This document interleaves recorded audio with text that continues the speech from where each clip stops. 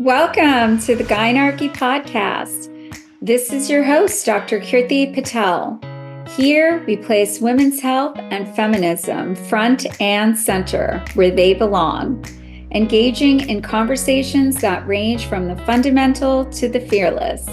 With insights from expert guests, we aim to break through the barriers of the patriarchy and envision a new world led by the Gynarchy.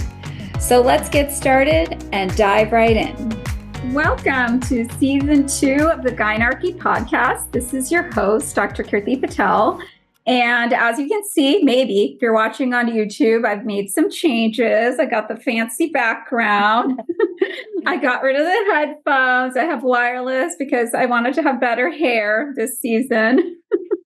So I thought we'd start today with a topic that I think is very relevant to January, which is healthy eating for women. And because I know it's after the holidays, I'm always trying to, we probably all overindulge. I'm always trying to get back into a healthy routine. So my guest today is Dr. Nisha Patel, no relation. And as far as I'm aware, we're also, I believe she's also not related to Kash Patel. No, definitely not. Okay. So Nisha is a physician with certifications in metabolic health, internal medicine, obesity and culinary medicine, menopause, and clinical lipidology. She earned her medical degree from the Texas A&M Health Science Center College of Medicine and completed her internal medicine residency at the University of California, San Diego. Dr. Patel is currently the director of an innovative obesity medicine program in San Francisco, where she cares for medically complex pre- and post-organ transplant patients. She's especially dedicated to helping women improve their cardiometabolic health throughout their lives, from pre-pregnancy to menopause, and is a frequent speaker and presenter. So Welcome, Nisha. Thanks so much for having me. I'm so glad to talk to you. I feel like we should spend a few moments before getting started on the topic talking about how every Patel is not related to each other. Okay, I know we look like sisters, but we're actually not related. No, I can't tell you how many times I get the question. I'm sure you too. Are you related to so-and-so Patel? Yes. I joke and I'm like, Patel's like the Smith of India. That's very common. And in a given hospital system, you're gonna find like numerous Dr. Patel. Yes. So it is important for people to know.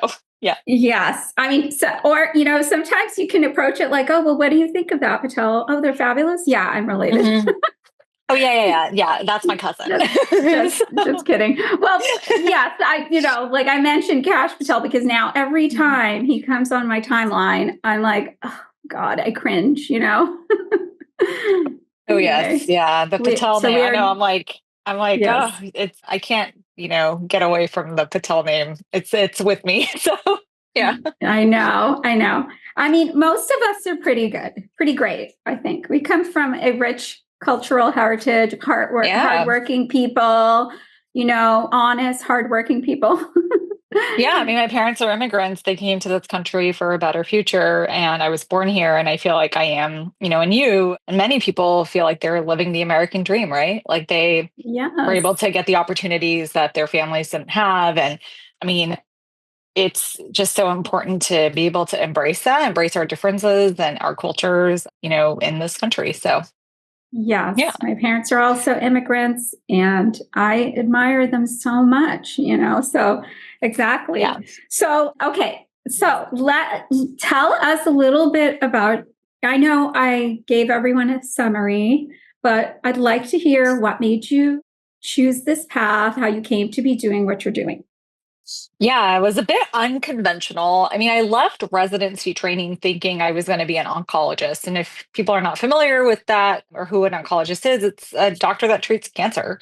And it's totally different from what I'm doing right now. But I think it became really apparent as time went on, as I started my first job out of residency, that my passion really is in prevention. And I think, in medicine, for a lot of reasons, I don't think we do as good a job in trying to work on some of the aspects of preventing chronic diseases, especially what we call cardiometabolic diseases. And if you've never heard that term, that's really the intersection of conditions like diabetes, heart disease, high cholesterol, obesity, what's termed MASLD or fatty liver disease. A lot of these conditions, people develop kind of concurrently. They have several of them.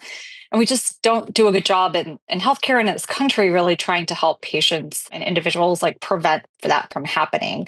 So as I went on, I learned about the field of obesity medicine and culinary medicine, and those were some of the first certifications I obtained. But then, my focus really shifted to that cardiometabolic medicine, that kind of, I use the word holistic in quotations because sometimes that word gets thrown around and it's a little frou-frou, but really thinking about all of these conditions together, thinking about the person, what are the contributors that lead to these conditions in that individual, and really trying to help them in an individualized way. So I transitioned into, full-time obesity and metabolic practice over the last several years, and it's been a really great transition. And it just became really clear that my passion not only lies in that, but specifically helping women, because I think there's a lot of differences or a lot of stages, I should say, that a woman experiences throughout their life that can impact their risk of developing these diseases. And we just, again, don't do a good job of raising awareness about them, talking about them, and then really trying to help people. And I use we collectively, right? It's not like a doctor's fault or a nurse's fault or like, this person's fault. It's us as a society. We just don't do a good job in supporting people. So yeah, it's like one of my biggest passions is I live, breathe, and eat it every single day. I love that. I do think we don't get enough education in preventative medicine in medical school, right? We're very much, and I mean, this is a reflection of the American healthcare system as well. Just, it's very much Fighting the fires. We're not preventing them. We're just, right. Yeah. Right. And so, if you follow any doctors on social media, you've probably seen at some point with doctors admitting that they did not get enough education in nutrition science and things like that. So I have just as many questions as the average person for you. So I might sound dumb asking them, actually. That's okay. I didn't know. I mean, like you said, I walked out of residency and medical school with like very little nutrition knowledge. I remember a patient asked me, like, after they had a heart attack, like, what kind of diet should I be on in residency? And I just kind of looked at them like, eat more fruits and vegetables, and mumbled something. And it was just so like arbitrary. And then, of course, we consulted a dietitian, which they really are the experts, our nutrition scientists and dietitians. But I mean, I think it's important for us to be able to know that baseline knowledge, to have those conversations and know when to refer. So we just didn't get that. That wasn't a part of our training.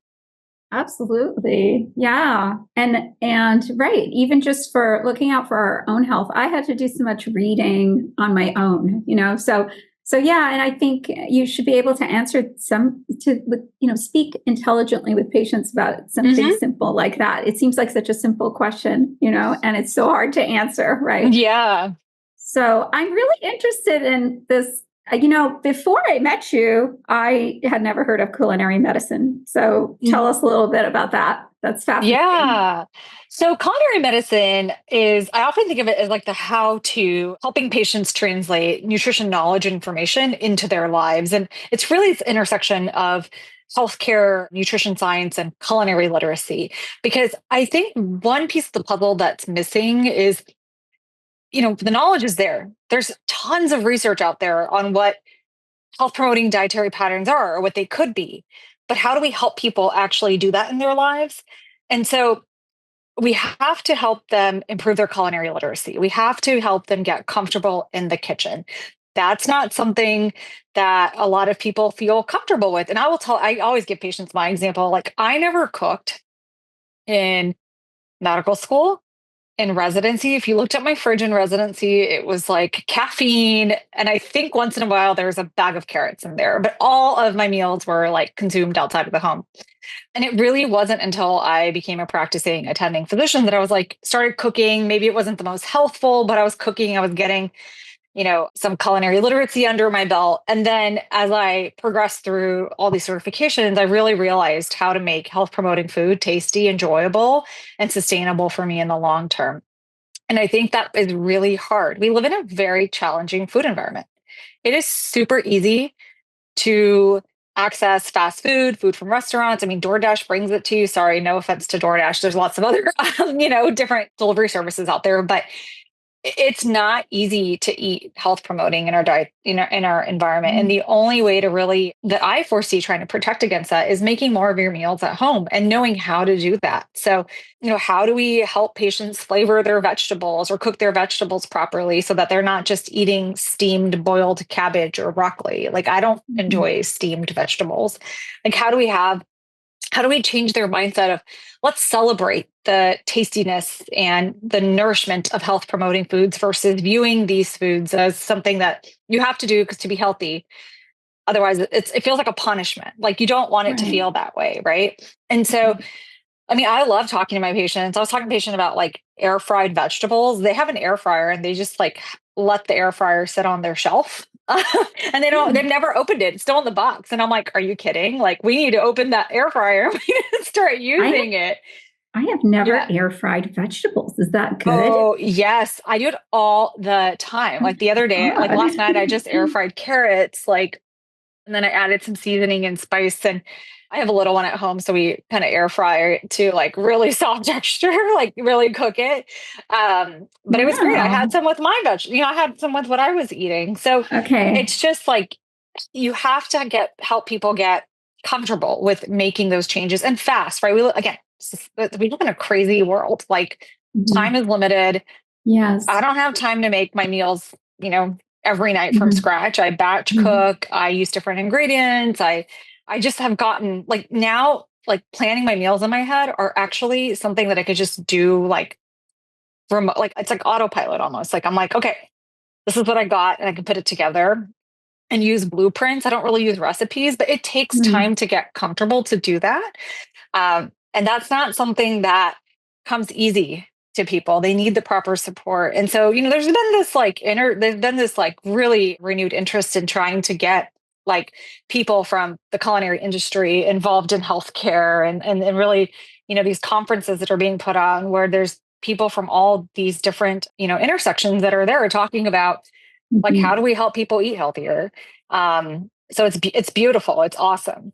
I love that. I think that is a challenge. I mean, I find it a challenge too, finding the time to meal plan and healthy meal plan. And I think that's what I was going to say. Like, I think not that people live such busy lives. I mean, they're working so many hours. Some people have more than one job. I mean, when is the meal planning happening? When is the grocery shopping happening? And then when you have a lifestyle like that, you're not teaching your children to cook, Yeah. And so, they perhaps didn't learn it in their homes. And then, you're not teaching it. And so people are just developing bad habits that lead to being unhealthy. Right.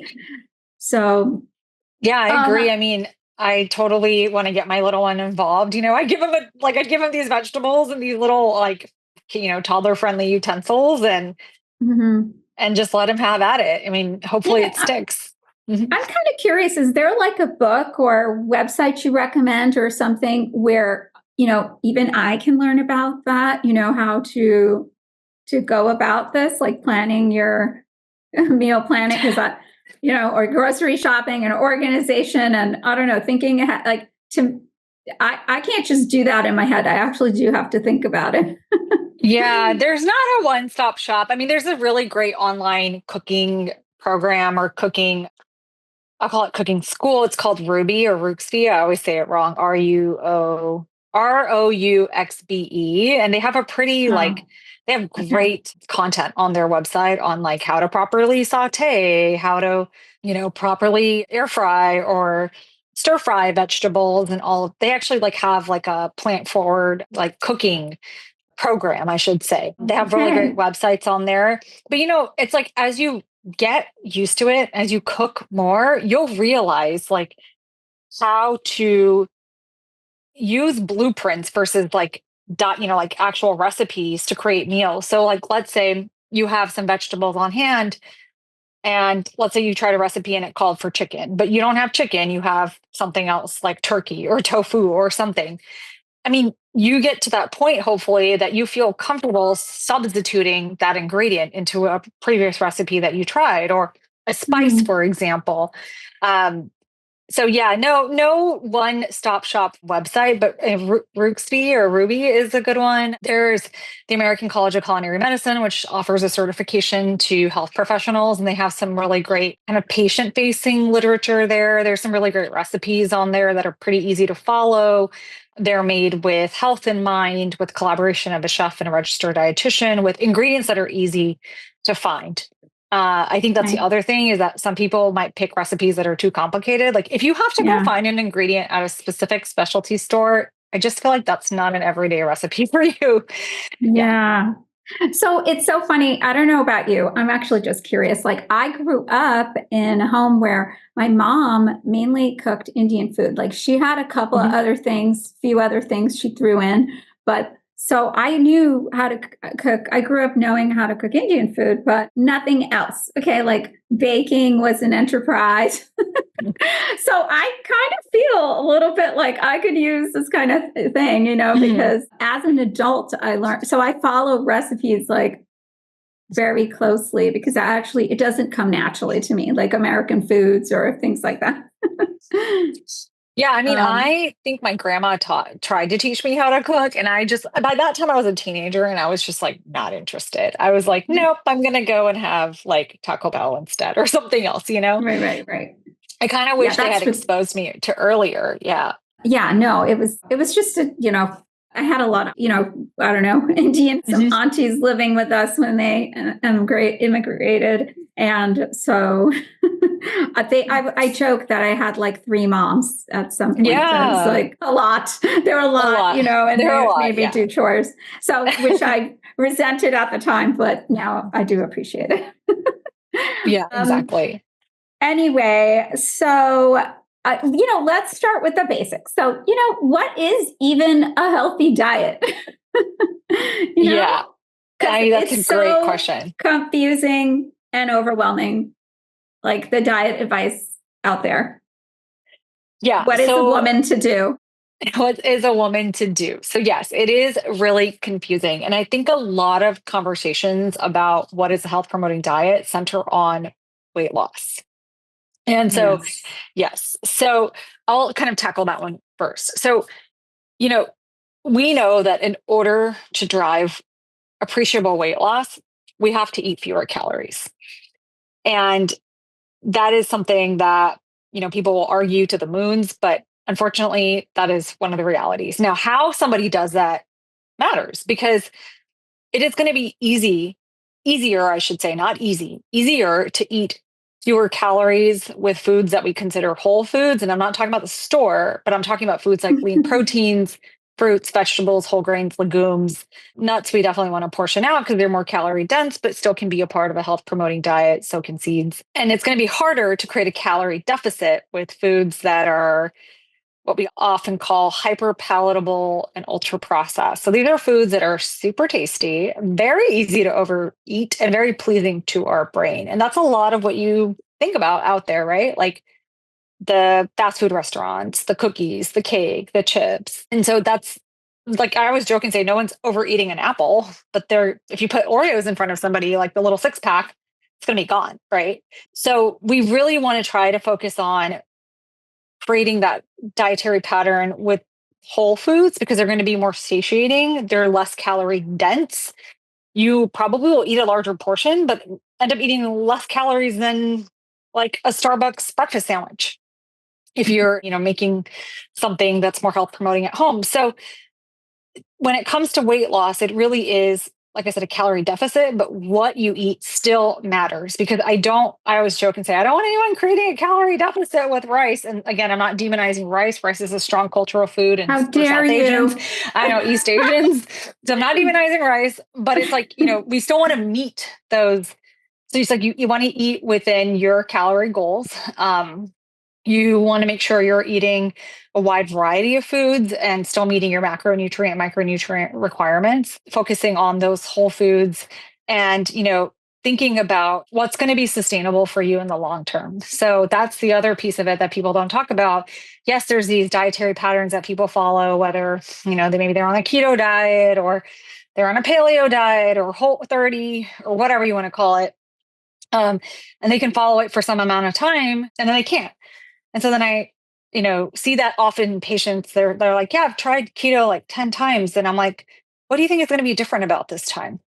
And I'm not demonizing keto diet. I think there are ways to be health promoting on lower carb dietary patterns. If somebody really wants to do keto, really want to focus on the quality of animal proteins that they're incorporating, making sure they're getting plenty of non-starchy vegetables. So not trying to like demonize any dietary pattern, but it's just trying to understand that like, if something wasn't sustainable for you the last 10 times, I doubt that it's going to be sustainable for you again. And that's what people struggle with, right? And this goes back to what I was saying earlier.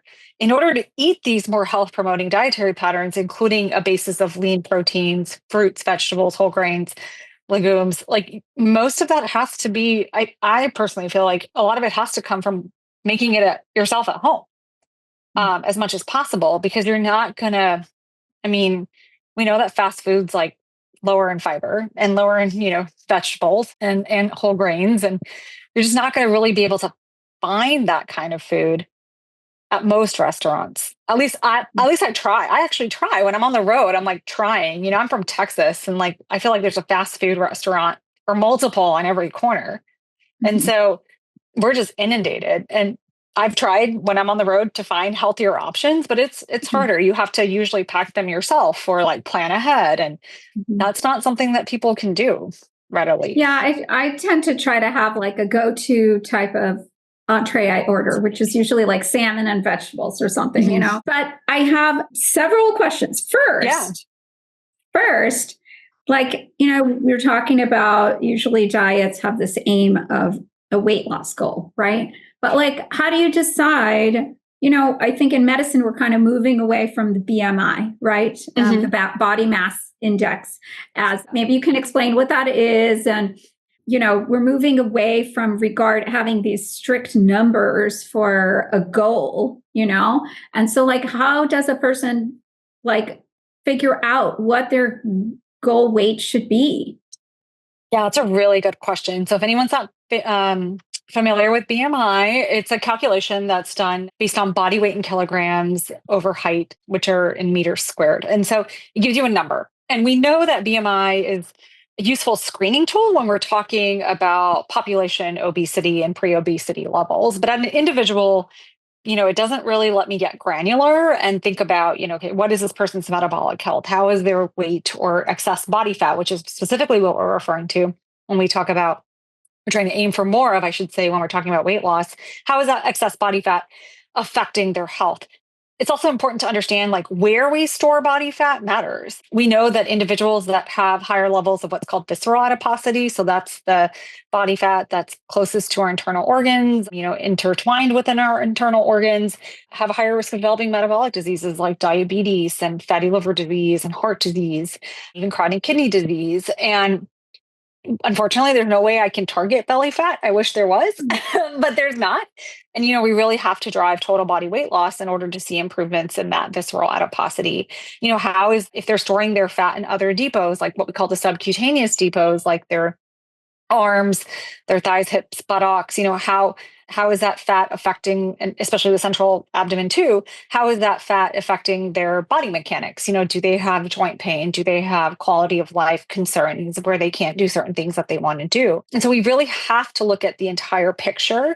Looking at BMI doesn't tell me everything, because I also know, for example, South Asians are individuals that get metabolic diseases earlier in life, tend to be more severe at lower BMIs. And we actually have different cutoffs as a population to look at, kind of risk stratify people compared to, Caucasians. And so it's really like trying to understand like the impact that excess adiposity has on their metabolic health and their quality of life. This is where body composition is really useful.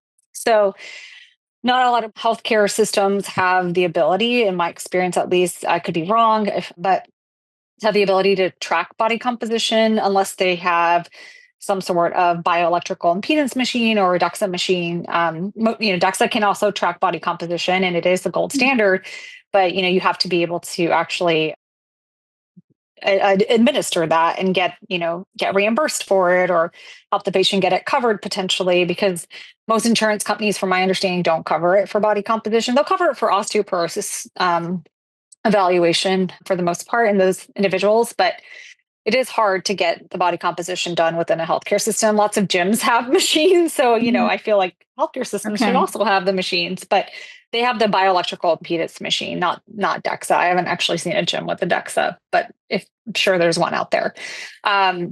But what that allows us to do is get a little bit more granular about, kind of understanding lean mass versus body fat, and then like where we're storing it. And we can track that over time. And it's useful for my patients because they can see like the fruits of their labor with the treatment.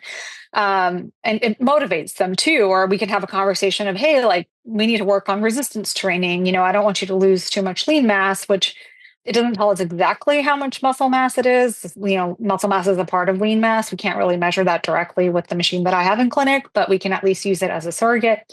So that's even more important. So I always tell patients it's not about your BMI or the number on the scale. It's about how can we help you live your happiest, healthiest life?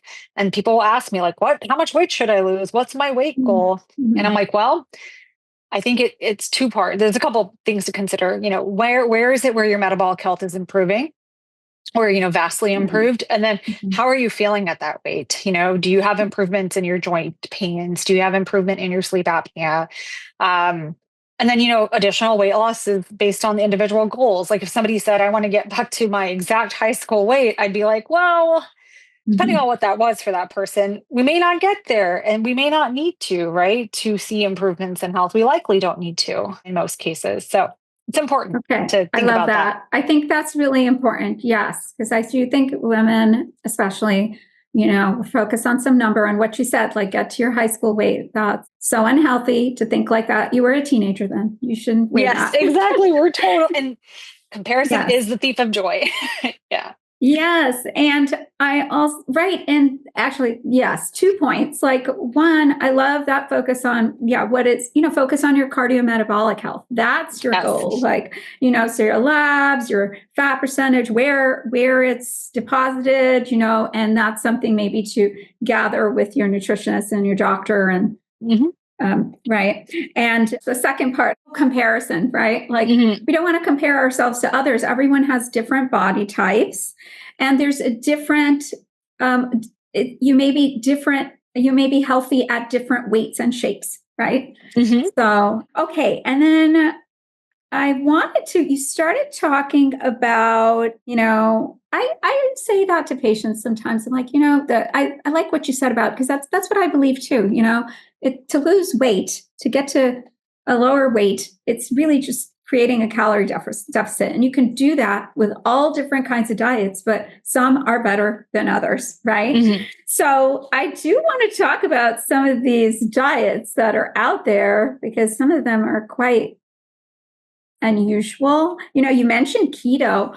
I'm not a huge fan of keto. I feel like, isn't it hard on the kidneys? Is that my misunderstanding?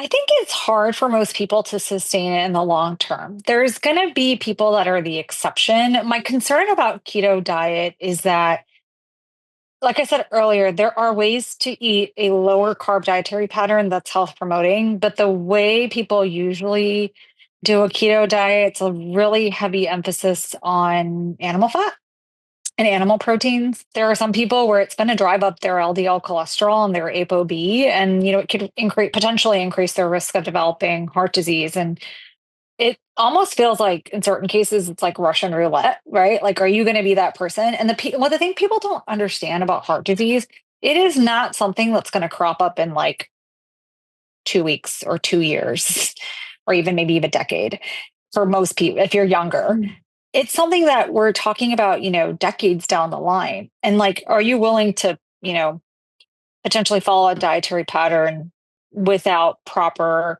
treatment, even if you have high cholesterol. Let's say you are developing high cholesterol and keto diet, like at least, you can try to get treatment for it instead of just letting it go and pretending that everything's fine if you really want to follow this dietary pattern. So that's one of my biggest concerns. And then just in my experience with patients, like they just haven't been able to do it in the long term. They just haven't been able, they'll do it for like 6 months or maybe a year, and then something will happen, a stressor will come or something, I don't know, they just got tired of it, or they go on vacation and they just stop. And then they notice that the weight gain starts to come on. And it's, again, demoralizing because now they've yo-yoed on and off of it maybe throughout their life, and it just doesn't work. So it's not something I routinely like recommend to patients. If people come to me on it, I try to explain like, look, you can eat less carbs and still be healthy. And it doesn't need to be like in the level of a keto diet. Okay. Yeah. And okay, now I have to ask, like, did you see that RFK Jr. post with like the raw meat? I mean, isn't that how he got brainworms? Eating. Have you seen these people posting? Okay, maybe I don't know what corner of the internet I fell in, but I've seen these young women. You must have seen it because with what you do. I think I might have seen it. Yeah. This young woman eating raw meat. What is going on out there with the raw meat?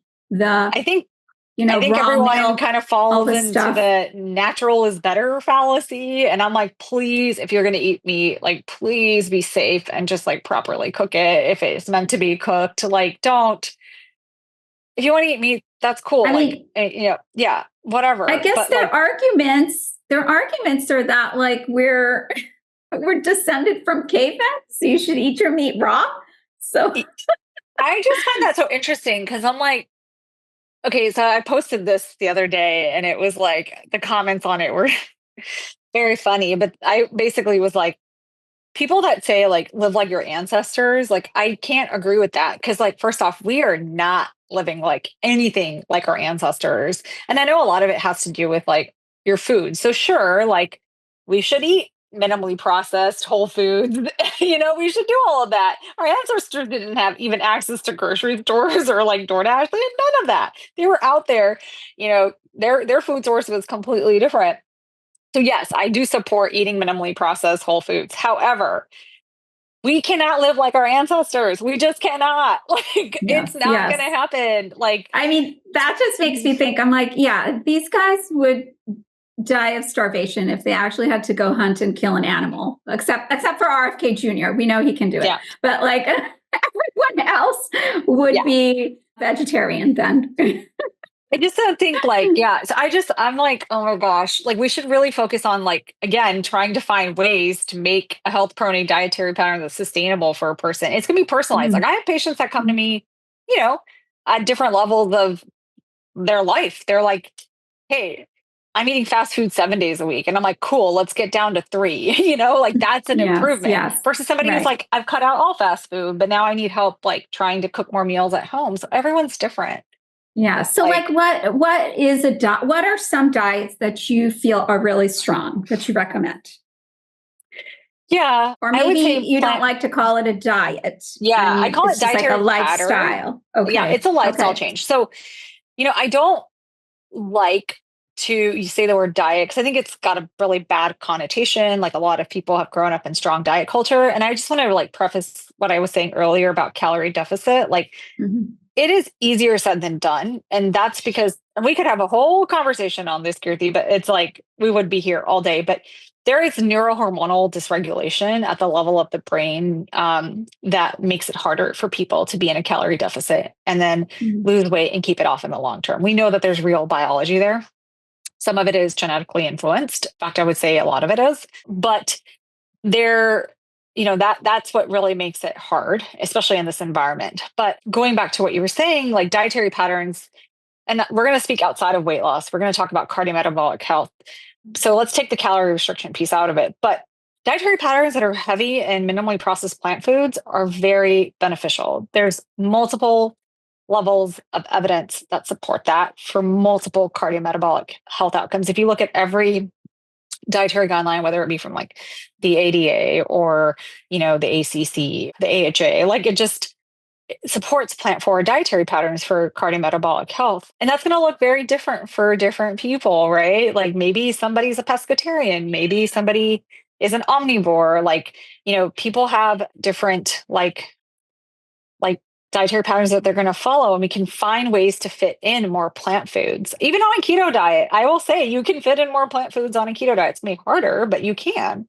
So we can still understand that there's this uniqueness amongst individuals on what they prefer to follow mostly, and recognize that we can still try to tailor that dietary pattern that they follow by including more plant foods, so whatever they like, right? Like even if they don't like, not everyone has to like every single vegetable, but can they include more of what they like? So this is not the sexy answer that people want. They probably want me to tell them that there's this one diet that you follow and everything is magical and everything gets better. And it's just not sexy, right? Because you see what people post and like what gets a lot of attention because they post in extremes, they speak in extremes. And I just don't speak in that.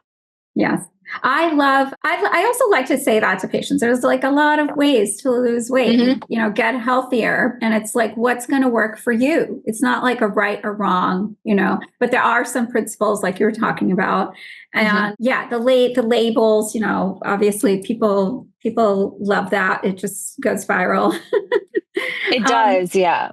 Yeah. So what about the other, extreme of people being like, what are your thoughts about veganism, for example, or, Yeah, I think there's definitely a difference. I think people have to understand the difference between being like plant-based, plant-forward, and vegan. Veganism is a belief that, you don't want to harm animals. I mean, sorry if any individuals that identify as vegan are listening to this, I'm not doing your beliefs any justice by saying that. That's very simplistic, but it's a way of life for them. It's a way of life. It's not just to food. It involves other aspects of their life as well.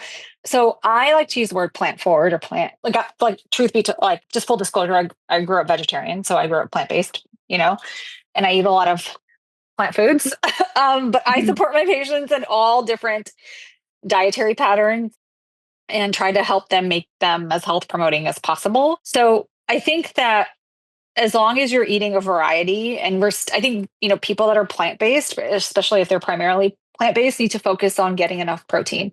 It is harder as a person who is plant-based to get, I'm not saying it's impossible. It's just a little bit harder to get adequate protein from just food sources. In my case, I do supplement, and that's okay. I like having my protein shake, but I have it with fruits and vegetables. Mm-hmm.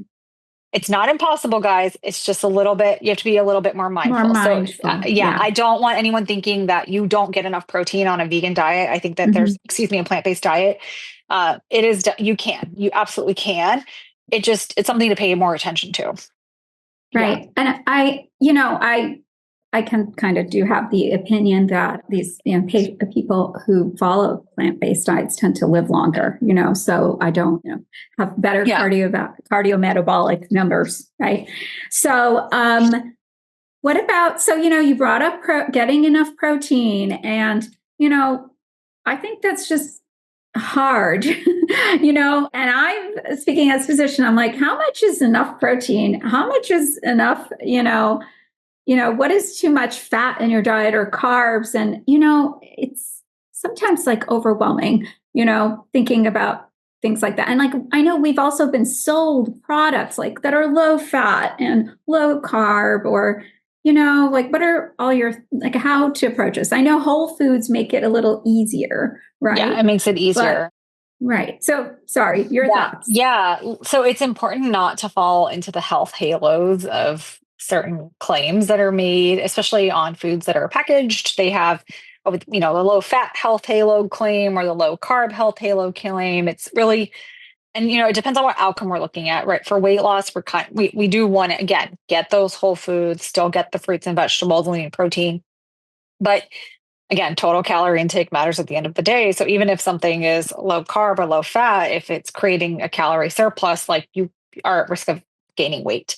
So there's a lot of food marketing out there. And I always encourage patients to read between the lines. If they are at a grocery store and something says low carb, I mean, turn it around, look at the nutrition facts label. Like, what are the ingredients? Like, is low carb, like meaning that there's, I'm just going to make this up, 20 grams of saturated fat in there? You probably, want to look for something else, or maybe something that has more unsaturated fat. Is it going to fit within your calorie goals, depending on, are you trying to maintain weight? Are you trying to gain weight? Are you trying to lose weight?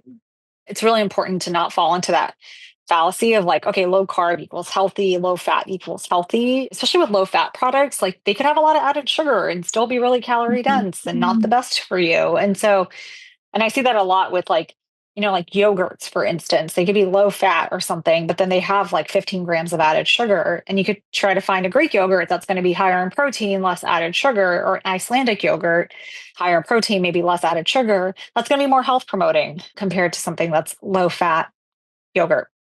So yeah, sorry, I'll pause there. Yeah. Oh, no. I mean, feel free if you had additional thoughts. Sorry. I thought you were. Oh, yeah. No, I was thinking like it is really confusing. I think one thing to focus on a little bit more is protein intake as you get older too, especially as women transition into menopause. It's not just the protein intake that's important for resistance training or muscle building, I should say. It's also, we want to work the muscle. So we have to couple the protein intake with strength training, or what we call resistance training. So we know that the RDA, recommended daily allowance of protein intake, is 0.8 grams per kilogram of ideal body weight. But that's really to prevent deficiency. As far as like what's good for optimal health, I think this is a little bit debated. It depends on like your activity level, what's your baseline activity level. But at a minimum, especially for my weight management patients, I usually say at least 1 to 1.2 grams per kilogram of what's called ideal body weight. And this is not my rule, but I really like Stuart Phillips. He's a scientist. I can't remember exactly. I think he's based out of Canada, that talks a lot about protein research. And he had kind of given this like quick and dirty rule of like, calculate your protein intake based on somebody that has a BMI of 30. So at that weight, and then that's really maybe, a good amount depending on what your activity levels are. So that is something to pay attention to. It can be hard, especially if you're following, specific dietary patterns, a little bit harder to meet that with just eating it all from food. But supplementation's okay. Like, I have my protein shake in the morning. We'll have, through yogurt, get some protein through other sources like lentils, beans, tofu. I really try to eat a variety throughout the day and try to get my protein intake that way. Okay, that's really helpful information. And you said his name is Stuart Phillips. Phillips, yeah. Okay, thanks. Yeah. So, you mentioned the need for maybe increased protein and working on, muscle building in menopause. I thought that would be good to talk about like how your dietary needs change over in a woman's life, so from teen years when you're menstruating and then pregnancy. I know this is probably a huge topic, but maybe some general thoughts about each phase of life and how they change. Yeah. I mean, I think I'm not a pediatrician. So as far as like children's needs, I'm learning it all through like my little one right now. And it is so interesting because it is, their needs do change as they progress through their life. And I mean, I would say the general principles of like what's a health promoting dietary pattern that's very, heavy in plant foods is not going to change significantly.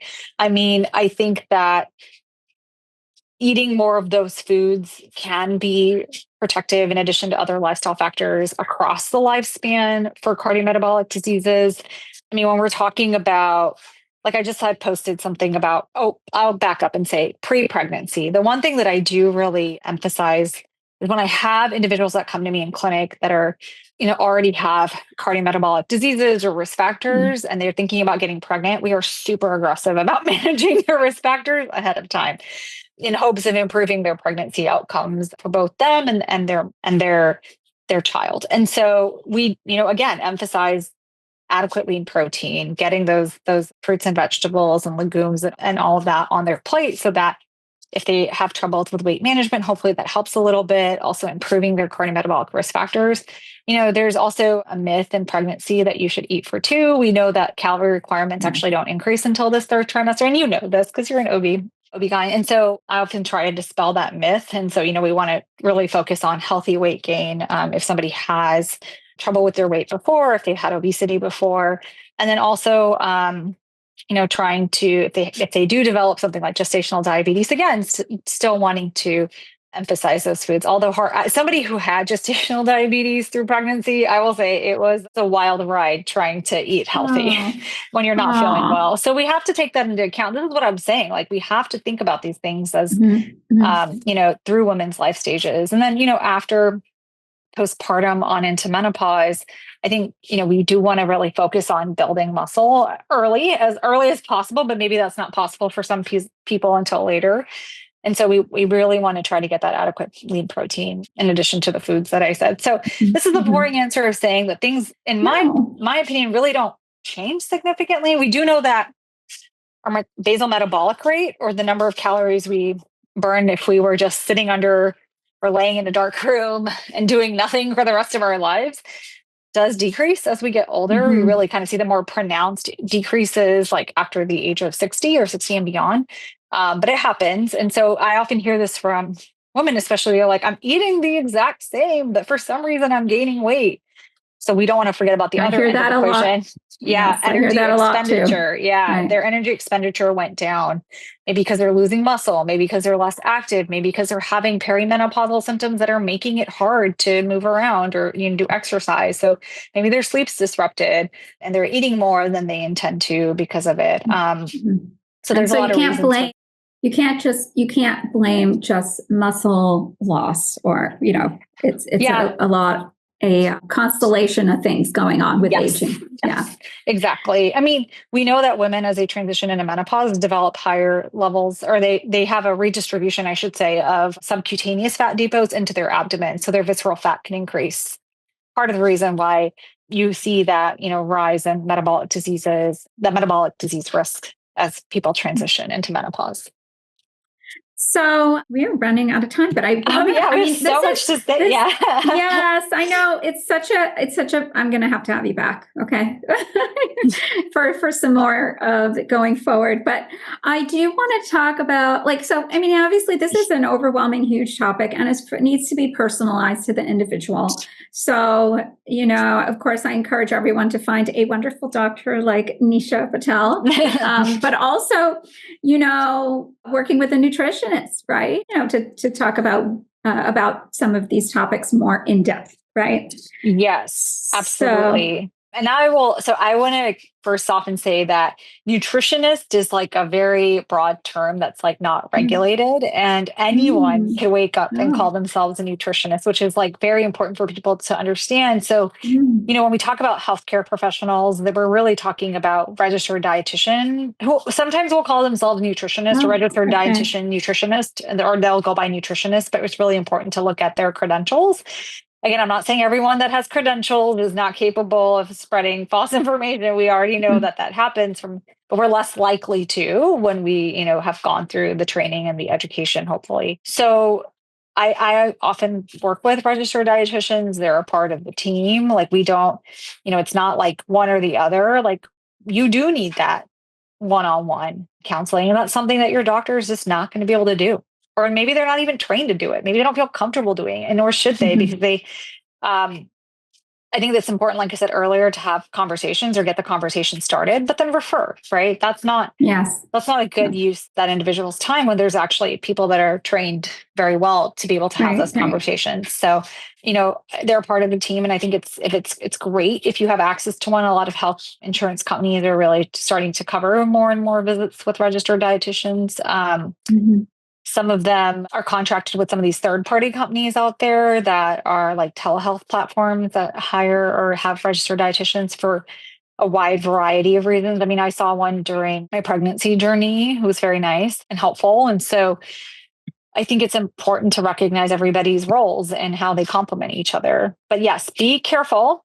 Anyone, I'm telling you, like, your dad could wake up one day and call himself like a nutritionist and go online and be like, I'm a nutritionist. Yeah. I didn't realize this distinction, but thank you. And that's a good tip to look for a registered dietitian. Yeah. So let me see.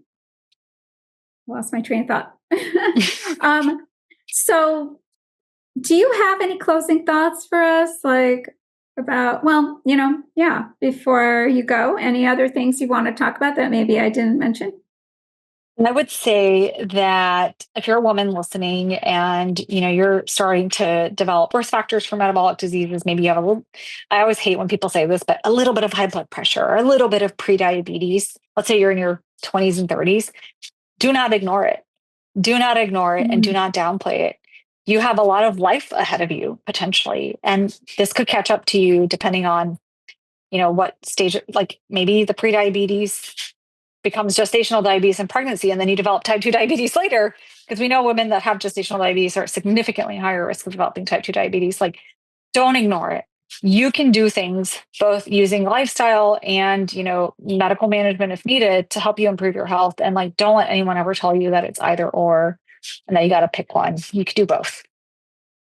That's an excellent point. I think people don't know enough. We need to talk about this more, that the number one killer of women is actually heart disease. Yes, absolutely.